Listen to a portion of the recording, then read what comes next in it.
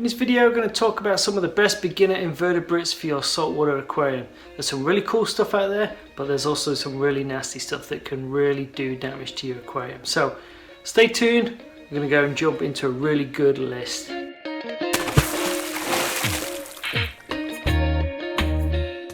Hi, I'm Richard from the Beginner's Reef, and I'm here to help you succeed with your saltwater aquarium by providing you with great information, tips and resources. If you're new to this channel, make sure you hit the subscribe button, and any links I mention in this video you can find in the description below. Make sure you stick around to the end because I've got a great bonus tip for you that's going to really help you with your aquarium. And number one on the list is the cleaner shrimp. One of my favourite shrimp, and I think I've had one in every single saltwater tank that I've owned. Really nice shrimp, got like a red upper half of the body with a white stripe going down it. Very active, especially at feeding time. This thing comes out from wherever he's hiding the second that food hits the water. Really good, eats everything. It'll even go and pull food from the corals, which annoys your corals, especially my zoas that are around his cave. But they're really easy to keep, very hardy. Works great in nano tanks, anything from about 10 gallons upwards. Just have one in there. They just make a nice showpiece. They help to keep your detritus down and your algae. They just a good all-round shrimp. Very peaceful with other cleaner shrimp, so if you have a larger tank you can keep several of them in there with no problems. But just be aware, these guys do molt quite regularly. There will be times when you'll come down in the morning and you'll be looking in your tank and all of a sudden you'll see a dead skeleton there and you're like, oh my god, shrimp is dead. But it's not, he's just molted and he's gone away to hide whilst his new shell hardens, because when they melt they are very vulnerable to attack from any other predatory fish. So they'll be out again later on. These guys really like to hang out kind of in the shadows and in the caves, so I knew I was going to be having one. So what I've done is on my aquarium I have two islands, one on the left and one on the right hand side, and on each of those islands there's a cave that faces the front of the tank. So in the cave on the left I have my cleaner shrimp, my cave on the right hand side I have a coral banded shrimp, and because they like to hang out there all the time you can see them from the front. I've seen so many tanks of other owners, clients, and you never see the shrimp because they're hanging out on the back where you can't see them. So you can have a cleaner shrimp, give it a home where you can see it. Makes sense. So just, yeah, a really cool shrimp, very good for beginners, very easy to keep.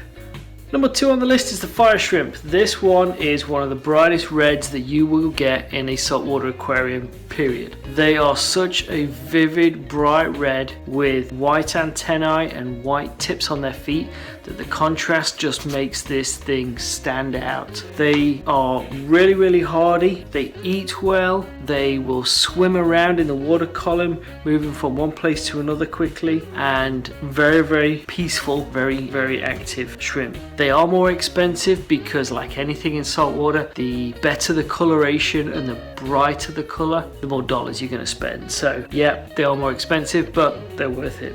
They're really good for nano tanks, very good for beginners, so they make this a perfect shrimp, hence the reason why it's on this list. And they are very peaceful with other tank mates, other fire shrimp, just a good all-round shrimp. They are also another cleaner shrimp, so they will go and crawl all over other fish, help keep them clean as well. Number three is the Scarlet hermit crab. To me, every saltwater aquarium has to have hermit crabs. They are by far my most favourite invertebrate, but you've got to get the right ones. I like the Scarlet hermit crabs because they've got bright red legs, but they are the least aggressive of all the hermit crabs.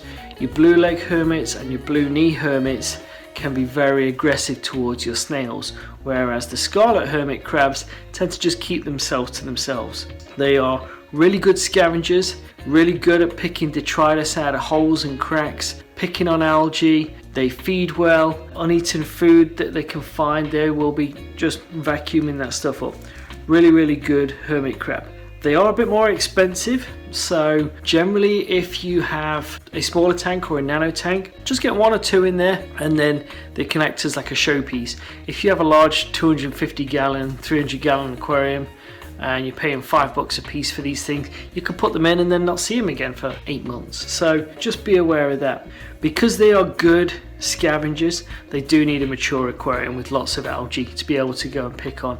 That is their main food source. If you don't have a lot of algae in there, maybe stay away from them, or you can supplement them with nori or the algae tablets that you can get that sink to the bottom. Just throw a couple of them in there at night time and let them go find it.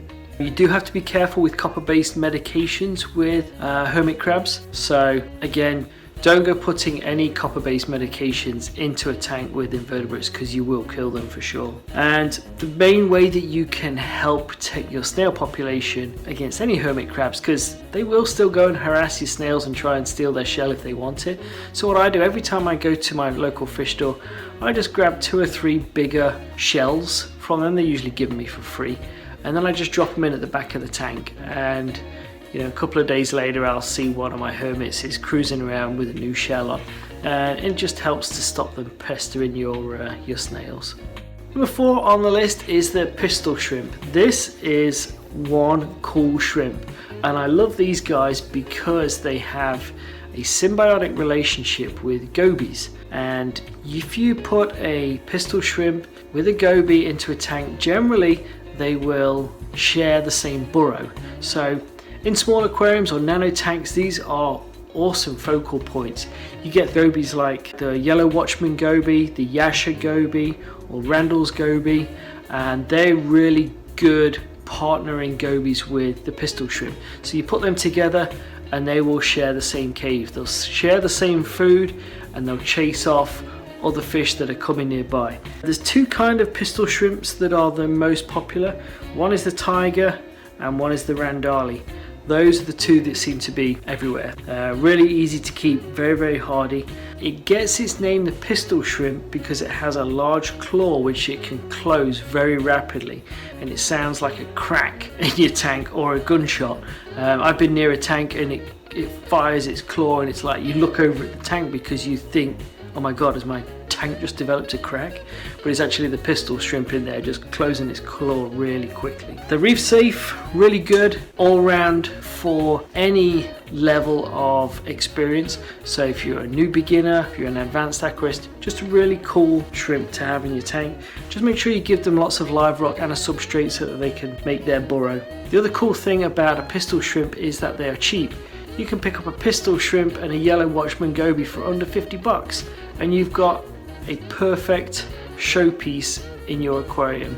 So that's why the pistol shrimp is number 4 on my list. Really cool addition to any aquarium.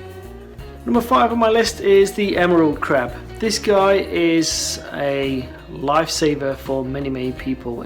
They are absolute demolishers of bubble algae. They are a solid green color all over, and they are really good scavengers for algae, and especially the bubble algae.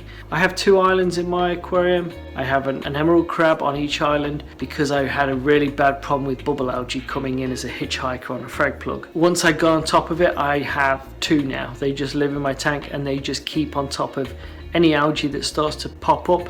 They're on it straight away. Really good. The one good thing about the emerald crabs is they're really easy and they're really hardy, which makes them great for beginners, and you can generally pick them up everywhere. All the fish stores around my area, they always have them, so they're really easy to find. You want to try and get the females. The females are a little less aggressive towards snails, and you can tell the females by turning the crab over, and you can see on the picture here the difference between the male and the female just by looking at the plates of the armor on their undersides. So try and pick the females when you're in the fish store. Just pick them up, get the females, and they'll do a far better job than the males. They can pick at some corals, so you'll have to test them. I've got a friend who his emerald crab demolishes his zoas. I've got zoas all over my tank, and neither one of my crabs have ever touched them, so you just kind of have to see when you get your own. Do keep them well fed. Throw in there some algae tablets if your tank is fairly clean, just to keep them distracted and away from picking on your snails, because they will go and pick on your snails if you give them a chance. But yeah, really cool janitor for under 10 bucks a piece usually, so I would definitely have one in any tank just as a preventative measure against bubble algae. Number 6 on the list are the Nazaria snails. Now every tank has to have a very good diverse cleanup crew, and snails form that cleanup crew. But there's only 2 types of snail that I will ever have. One is a trochus snail and 2 is the Nazaria snail. And the 2 reasons are they can turn themselves back over when they get knocked off or bulldozed off something by a fish. The amount of times I've had turbo snails and I spent more time with the algae scraper reaching in, turning it back over. These are the only 2 snails I have. But the main reasons why I have the Nazaria snail is they are awesome for cleaning detritus out of your sandbed. They like to sit in their sandbed and poke their snorkels out through the sand, and at night they'll be out cruising the sandbed, cleaning it from detritus. They'll be in the sandbed cruising through it looking for uneaten food and detritus within the sandbed, which keeps the sandbed stirred up, which is really good to help keep it clean. They are really easy snails, so you just get a couple of them, throw them in your tank, forget about them. They're so easy. They just eat everything. You just never have to worry about them. Number 7 on the list is the Peppermint Shrimp. This is another preventative invertebrate, kind of like the emerald crab, but this guy is in the tank just to kill and demolish Aiptasia. Aiptasia is a pest coral that grows like weeds if you let it get away from you. The best way to not let it get away from you is have a peppermint shrimp in your tank. This thing will seek out and destroy Aiptasia the second it finds it. So if you've got a tank with an Aiptasia problem, go get a peppermint shrimp or 2. They will soon get rid of your Aiptasia. They're very easy to keep, very good hardy shrimp, so they can tolerate some little bit less of pristine water conditions. Makes them great for beginners. They're good in small tanks down to 10 gallons, so they're perfect for nano tanks. They're a cool looking shrimp. They've got they're almost like a see-through red color with like red lines on it. But the other cool thing that I like about them is that they have their eyes on the top of antennae, and they look weird. They look cool when you get up close. But they're really good shrimp, just a good all-rounder. They pick on detritus, they'll eat algae, they go and demolish your Aiptasia. Very peaceful with other tank mates, very peaceful with their own kind, and they're just a very useful shrimp. So that's another reason why it's on my list for beginners. And finally, at number 8 on my list is the sexy shrimp. This is a cool, characterful shrimp that if you have the right tank for it, they're just cool. My kids love the sexy shrimp whenever we see them in the stores. My tank's not set up to have them, so I can't have them, but my daughter keeps asking me, Daddy, can we have one? Can we have one? I'm like, we can't, I'm afraid. They're really small shrimp. They grow up to about 1 inch in length at this maximum, and makes them perfect for nano tanks. Because they're so small, they do get preyed on by other invertebrates and predatory fish. So the majority of the time I've seen people with sexy shrimp is they have a small nano aquarium with a couple of really peaceful fish in there, and then they have something like a maxi mini anemone or rock flower anemones, and the sexy shrimp are just homed in them, and they look really cool. Another focal point that you can make in a small aquarium. The sexy shrimp are really funny the way that they act. They just kind of sit there and it's like they're waving their butts in the air to say, hey, come and see me, come and see me. They're very unique. There's not another shrimp that I can think of in our hobby that has the coloration like them and the movement like them. So it just gives something that's very unique to your aquarium. They're omnivores, so they can eat everything. Cool to watch, kids love them, really easy to keep, but just make sure you put them in the right aquarium and then they'll be fine. So that's the sexy shrimp finishing off this list at number 8. It's just a small selection of some of the great invertebrates that you can get for your saltwater aquarium. Some of them can be good to just help keep your tank clean, keep the detritus down to a minimum, keep the algae down to a minimum, and some of them are just really cool. They've got really cool personalities and they make a really good diversity to your aquarium. As promised, your beginner tip for this video is hermit crabs are cool. They are some of my favorite invertebrates, but they can be a real pain in the butt sometimes, especially your blue-legged and your blue-kneed hermit crabs. They're a pain to your snails. They like to just go and terrorize your snails, tip them over onto their back so they can't return themselves over, and like to feed on them just because they want their shell for the new home. So the scarlet-legged hermit crabs are some of the most non-aggressive hermit crabs. So if you want some hermit crabs to start with your aquarium, go and have a look at the scarlet legs. They are really cool and they will leave your snails alone. If you like the information in this video, make sure you hit that subscribe button and be sure to check out our other videos. We've got new ones coming out every week and they're all designed to help give you really good information as a beginner to saltwater aquariums. I'll see you on the next one.